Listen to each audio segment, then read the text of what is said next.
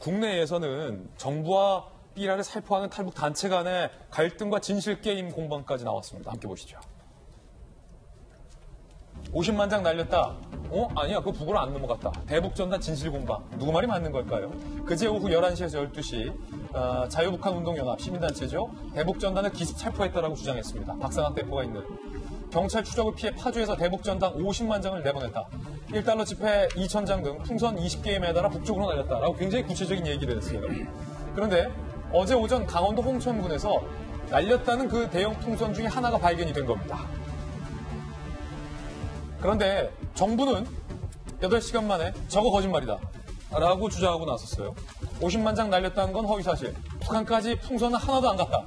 홍천에서 발견된 풍선 1개가 전부다. 박상학 측 사무실 주거지에 대해 강력하게 단속할 것이고 필요한 모든 조치를 예정할 것이다 라고 얘기를 했습니다.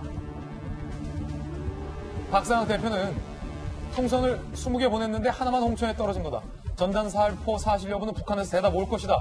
정부 설명이 거짓이다 라고 다시 맞받아쳤습니다. 북한의 현재까지 반응은 없는 상황인데 박상학 대표가 날렸다는 그 풍선 홍천에 하나가 떨어졌는데 어떤 건지 한번 보시죠. 자, 이렇게 되면 이 풍선, 대형 풍선 20개를 보냈다. 그 안에 대북전단 50만 장 이런 거가 담겼다는 시민단체 말이 사실이냐, 아니면 북으로 넘어간 건 하나도 없다. 홍천에 떨어진 거 이게 하나가 다다라는 정부 말이 사실이냐 라는 부분을 좀 따져봐야 될 상황이 된 것 같은데, 정혁진 변호사님. 네. 제가 봤을 때는 정부도 그렇고 박 대표도 그렇고 호들갑인 것 같아요. 그래요? 네. 왜냐하면은 일단. 이거 개인 의견입니다. 네네, 개인 의견. 19개가 갔을 수도 있죠. 왜냐하면 박상학 대표가 뭐라고 이야기하냐면 내가 여러 가지 주목을 받고 있으니까, 그러니까 이제 신입 회원들 통해 가지고 보낸 거다. 그 밤 12시쯤에. 그러면 신입 회원들이 뭐 여러 군데서 뭐 보냈을 수도 있지 않을까, 일단 그런 생각은 드는데, 여기서 사실은 지켜봐야 될 게 뭐냐면 우리나라 헌법상 예. 표현의 자유는 반드시 지켜져야 돼요. 왜냐하면 표현의 자유는 민주주의의 요체일 뿐만 아니고 지금 요즘 유행하는 집단 지성의 근본이거든요. 이렇게 집단 지성이 되려면 표현의 자유가 보장이 돼야 되고, 그래야지 역사가 발전하고 생산력이 발전하고 그렇지 않겠습니까? 그런데 전 또 어떤 생각이 드냐면, 범사에 때가 있다는 말이 있잖아요. 다시 말해서 모든 일들은 그 목적을 달성할 수 있는 적당한 그 시기가 있는데, 과연 지금이 저런 삐라를 갖다가 날릴 때냐. 그 목적이라고 하면 두 가지가 있을 텐데, 첫 번째는 명분, 두 번째 실익이 아니겠습니까? 그런데 조금 전에 이제 우리 돌직구쇼에서 최초로 이야기했지만은, 지금 김정은이 이런저런 행위를 갖다가 보류한다고 그랬잖아요. 그 중에 하나가 이제 남쪽으로 뭐 1,000만 장 넘는 그 삐라를 갖다가 날리겠다라고 하는 걸 보류하겠다라고 했는데, 우리가 저런 걸 갖다가 날리는 게 명분적으로도 사실 별로 도움이 안 될 것 같고, 그다음 두 번째, 정부에서는 북한으로 넘어간 게 하나도 없다는 이야기 하지 않습니까? 예. 그 말이 맞을 가능성이 저는 더 높다라고 생각이 되는데, 그 삐라를 갖다가 날리는 목적은 무엇이겠습니까? 첫 번째는 북한에 떨어지게 하고, 그 북한에 떨어진 삐라를 북한 주민들이 봐서 여러 가지 이제 심경의 변화를 갖다가 일으키게 하는 게 아마 박상학 대표가 원하는 그 효과일 텐데, 그런 것들이 지금 실익적으로도 이루어지지 않는 것이 아닌가, 사실 그런 생각이 들면서, 오히려 대부분의 국민들, 이 박상학 대표를 갖다가 평소에 좋게 생각했던 사람들도 지금 저런 행동을 하는 것들에 대해서는 제 주위에서는 상당 부분 다 비판적인 그런 역효과가 나는 그런 상황인데, 굳이 왜 저런 행동을 갖다 할까 하는 그런 생각이 들면서, 근데 마지막으로 이제 정부가,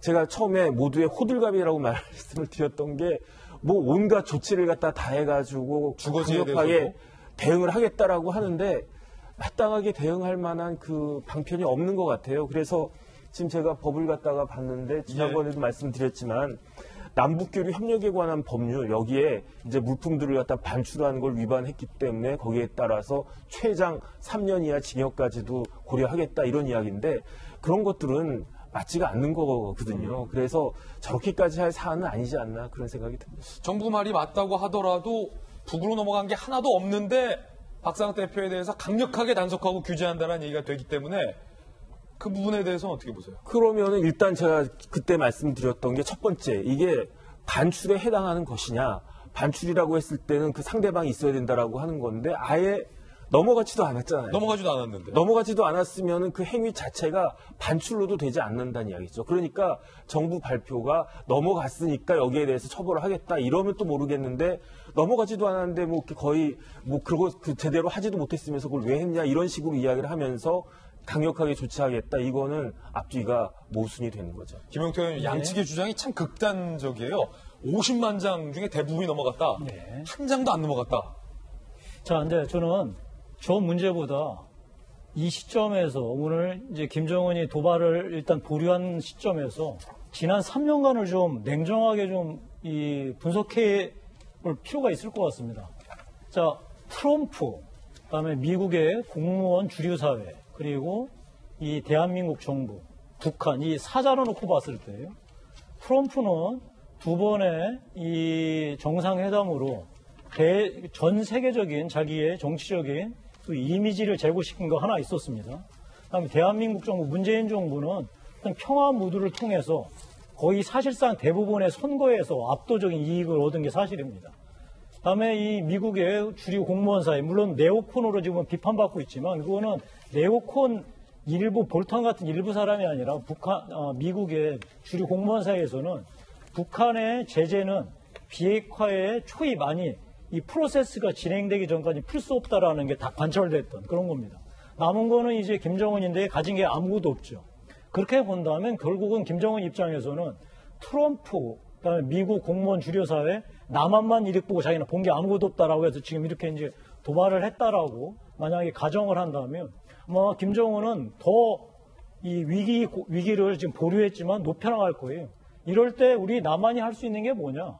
결국 비례 원칙을 계속해서 확보해 나가지 않으면 안 돼요. 뭐 확성기 만약에 저쪽에서 세운다. 당연히 확성기 만들어야죠. 다음에 북한에서 도발을 한다면은 도발에 상응하는 대응을 반드시 우리가 해야 됩니다. 예. 왜 이 말씀을 드리냐면 도발에 대해서는 우리가 비례 원칙을 쓰는 것은 도발을 억제하는 역할뿐만 아니라 도발을 재발시키는 역할도 반드시 한다는 것. 이거 분명합니다. 금방 우리 윤 소장님께도 잘 말씀하셨지만 우리는 지금까지 계속해서 북한이 한 발 더 나갔을 때 우리가 그거에 대해서 끌려다니면서 계속 따라다니다 보니까 사실 상황은 하나도 해결하지 못한 채 예. 그냥 여기까지 끌려온 거거든요. 자, 지금 보십시다. 우리 대한민국 정부의 북한에 대한 유화책이 도대체 문제를 푼 게 뭐가 있었죠? 아무것도 없었잖아요. 정말로 의지가 있다면 저는 지금 단기간에 그냥 지금 북한이 보류했으니까 북한이 원하는 걸 조금씩 들어주는 게 낫지 않겠느냐라고 생각하는 것은 정말로 언발이 오줌 넣기다. 그래서 이번에 지금 우리가 북한 이 전단 보내는 거 문제 있잖아요. 예. 북한이 반발하고 여러 가지 위협을 가하니까 이거에 대해서 우리가 들어주자라는 방식으로 좀 처리할 일은 전혀 아니다. 그런 면에서 저는 이 전단 문제도 이런 관점에서 접근해야 된다고 생각합니다.